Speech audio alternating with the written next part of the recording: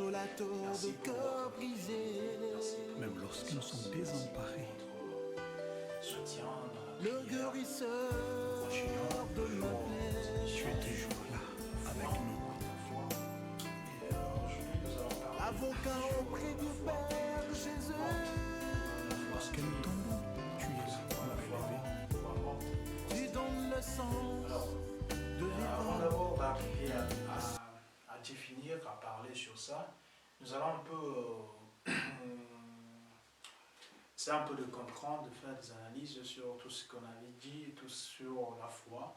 Et on avait compris, en résumé, on avait compris que Yeshua est le consommateur, le chef. Il est le chef et le consommateur de notre foi. Selon le livre de Hébreux, chapitre 12, le verset 2, pardon. Il est le consommateur, il est le chef et le consommateur de notre foi. C'est lui qui va attester, c'est lui qui va consommer notre foi. Et dans le livre de Jacques, Jacques nous dit, on lit ça rapidement, Jacques nous dit la foi sans les œuvres, elle est morte. Donc la foi, une foi sans les œuvres, elle est morte. Et elle dit, les Écritures nous disent, comme le corps, dans le livre de Jacques chapitre 2, verset 26, comme le corps sans âme est mort, de même la foi sans les œuvres est morte. Le corps sans l'âme, elle est morte. S'il n'y a pas d'âme dans le corps, on dira que c'est un cadavre. C'est pareillement aussi, il compare aussi, le corps c'est comme la foi, et les œuvres c'est comme l'âme. Et s'il n'y a pas les œuvres dans ce que nous sommes en train de faire dans la foi, et cette foi elle est appelée aussi une foi morte ou stérile. Yeshua veut consommer quelque chose, il veut consommer nos œuvres, c'est-à-dire il veut consommer le fruit que notre foi va produire. Si on produit rien, Yeshua ne pourra pas consommer. C'est lui le consommateur. Et c'est lui qui sait qu'on a une foi vivante ou une foi morte. C'est lui qui atteste cela, puisque c'est le seul chef de notre foi. C'est le seul chef et le seul consommateur. Les gens, le pasteur, les hommes de Dieu ne peuvent pas consommer notre foi. Et c'est lui seul qui viendra consommer, qui viendra attester la foi qu'on a en lui, la foi qu'on a dans sa parole. Et c'est lui qui viendra voir si on a la vraie foi. On a parlé de la vraie foi, c'est l'intimité, la vraie foi, c'est l'acceptation à sa volonté. C'est lui qui viendra voir. Alors, il y a Paul qui nous dit aussi les œuvres. Il dit, nous sommes dans le livre de Romains chapitre 3, le verset 28, car nous pensons que l'homme est justifié par la foi, sans les œuvres de la loi. C'est vrai, la foi nous justifie, mais tandis que Jacques nous dit que la foi sans les œuvres, elle est une foi morte. Et Paul nous dit que nous pensons que nous sommes justifiés par la foi sans les œuvres de la loi. Là, Paul il précise en disant que sans les œuvres de la loi. Et les Écritures, selon Jacques, il dit que la foi sans les œuvres, elle est morte. Que les œuvres on parle des œuvres de la foi, non pas les œuvres de la loi. Là, on doit se comprendre. Là, Jacques nous parle des œuvres que produit la foi, non pas les œuvres de la loi. Alors, dans le verset 24, il nous dit, vous voyez, Jacques chapitre 2, verset 24, vous voyez que l'homme est justifié par les œuvres et non par la foi seulement. Paul nous dit, nous sommes justifiés par la foi. Mais Jacques nous dit que ce n'est pas seulement par la foi. Et cette foi-là, elle doit être vivante, elle doit produire pour que nous soyons justifiés. Donc c'est par les œuvres que nous sommes justifiés, les œuvres de la foi que nous sommes justifiés. Les œuvres, c'est-à-dire que l'obéissance, l'intégrité, l'attachement à la parole de Yeshua qui nous justifie, qui nous sanctifie, qui rend notre foi vivante, qui rend notre foi productive. Et on parle de la foi morte ou stérile. Alors la question, bien-aimé, toi qui me regardes, on doit se poser, toi et moi, est-ce que ma foi elle est vivante? Est-ce que ma foi elle est stérile? Est-ce que ma foi est produit? Est-ce qu'elle ne produit pas? Qu'est-ce qu'elle produit? Le bon fruit ou le mauvais fruit? On doit se poser, puisque un jour, le consommateur de la foi viendra pour consommer, pour voir si on a le fruit, pour voir réellement si on a le fruit en nous. Il viendra pour consommer un jour. Un jour, il viendra. Et c'est le moment, bien aimé, de se poser des questions, de se demander si on a réellement la foi. Et dans le livre de Marc, chapitre 11, verset 12. Le lendemain, après qu'ils furent sortis de Béthanie, Yeshua eut faim, apercevant de loin un figuier qui avait des feuilles. Il alla voir s'il trouverait quelque chose. Et s'en étant approché, il ne trouva que des feuilles, car ce n'était pas la saison de figuier. Prenant alors la parole, il lui dit que jamais personne mange, que personne ne mange de ton fruit. Et ses disciples l'entendirent. Yeshua il eut faim. Le consommateur, il voit de loin un figuier avec des feuilles, tout ça. Il s'approcha. Et il y a deux choses là, on voit l'apparence. Le feuille a attiré le maître. Le maître, il voulait nous enseigner. C'est vrai, l'apparence peut l'attirer. L'apparence peut attirer les hommes. On peut faire des œuvres qui se voient devant les hommes. Mais ce n'est pas ça. Yeshua, il a besoin de voir le fruit. Il a besoin de consommer le fruit, pas le fruit pour plaire aux hommes, mais le fruit qui va lui plaire. Et quand il s'approcha, il trouva qu'il n'y avait que des feuilles. Il maudit ces figuiers. Ce n'était pas la saison. C'est vrai, il y a des excuses. Le figuier avait raison, parce que ce n'était pas sa saison. Mais nous, en tant qu'enfants de Dieu, nous, en tant qu'un fils du royaume, qui disons que nous avons l'esprit de Yahweh, c'est-à-dire que son esprit, il est permanent en nous. Nous devons automatiquement, à tout moment, produire des fruits. Puisque le maître, le consommateur, quand il viendra pour prendre le fruit, pour voir s'il y a des fruits, pour consommer les fruits, qu'il se réjouit de ça. Et quand il est venu, il n'a pas vu, le figuier a été maudit. Bien-aimé, c'est un enseignement que Yeshua nous a laissé en disant que nous sommes de figuiers et on est là. Et si on ne produit pas, il viendra pour nous maudire. Il viendra pour dire que jamais personne ne mange de ton fruit.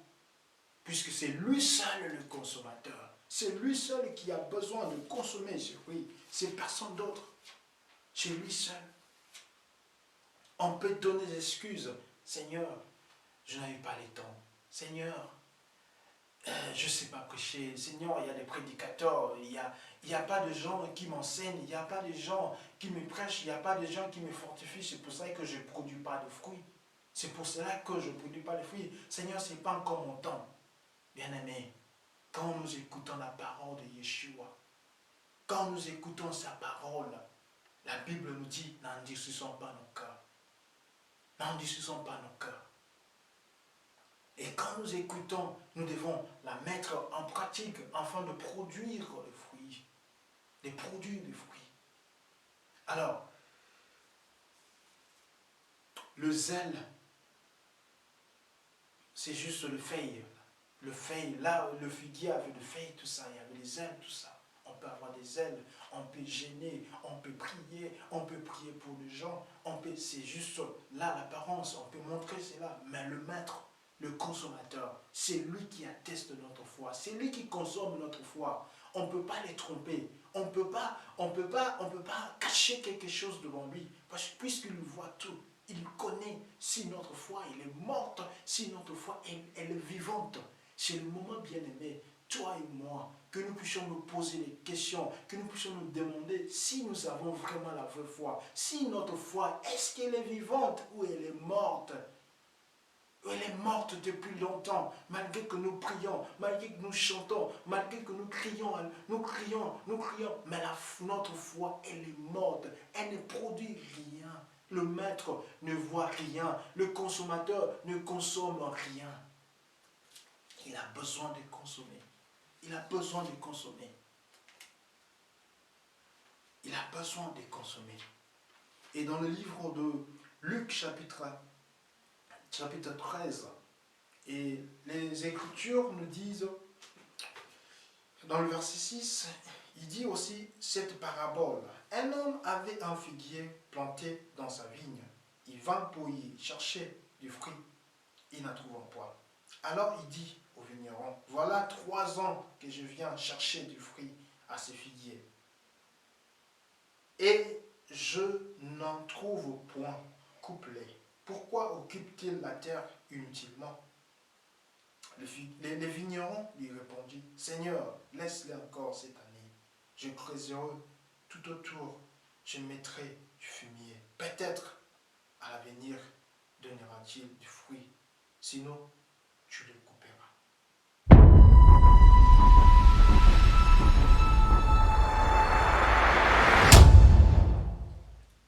Laisse-les encore cette année. Yeshua, il est patient. Il nous laisse encore. Il nous laisse encore cette année.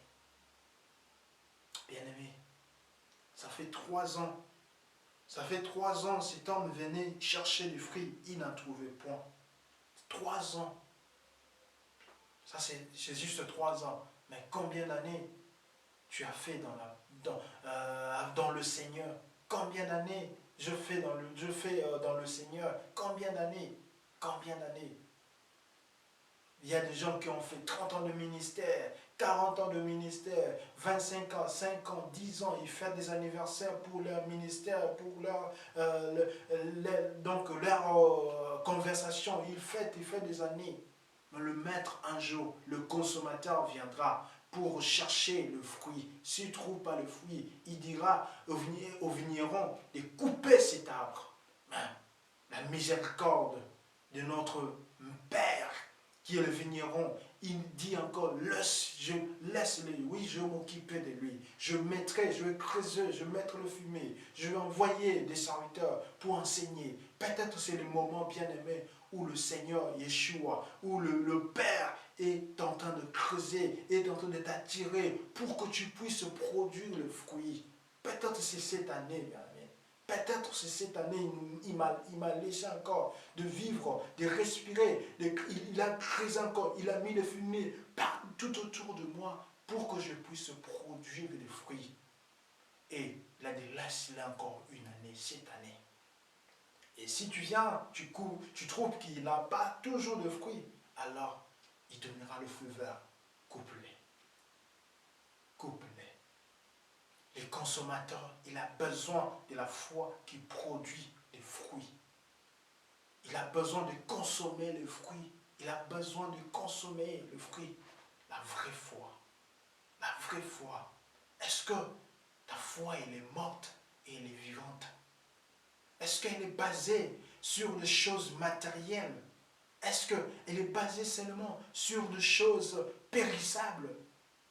Est-ce que ta confiance, elle est basée sur les choses périssables? La foi, sans les œuvres, elle est morte. Et quelles sont ces œuvres, bien-aimés? Quelles sont ces œuvres? Quelles sont ces œuvres que le consommateur, il veut consommer? Il a besoin de consommer. Quels sont ses fruits? sachez-le bien, si toi et moi, nous ne produisons rien, le maître va nous couper. Et les Écritures nous disent, l'arbre qui ne produit pas est digne d'être coupé et jeté dans le feu. Et Jean-Baptiste nous dit, produisez donc le fruit digne de la repentance. Le premier fruit, il a besoin de la repentance sincère dans nos cœurs. Que la foi doit produire. Si nous avons la vraie foi, nous devons produire. Le premier fruit, c'est la repentance sincère dans nos cœurs. D'abandonner le péché, d'abandonner cette vie secrète d'hypocrisie. C'est ça le premier fruit qu'il a besoin. Dans le livre de Pierre, chapitre 2 Pierre, chapitre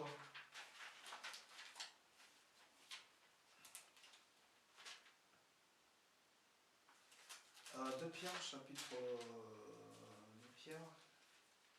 chapitre 5, non pardon, chapitre 1. Bien-aimés, pour que notre foi soit vivante, nous devons travailler, nous devons développer, nous devons travailler pour que notre foi, elle soit vivante. Pour qu'elle puisse se produire, nous devons travailler, nous devons faire nos efforts, sinon elle sera morte. On peut prier, on peut gêner. Peut-être ça fait des années, ta foi, ma foi, elle était déjà morte depuis longtemps. Mais le Yeshua nous accorde encore la grâce de revenir à lui afin que nous puissions produire, donner vie. Il est écrit, le juste vivra. Ceux qui n'en ont pas, l'espoir des hommes déçus,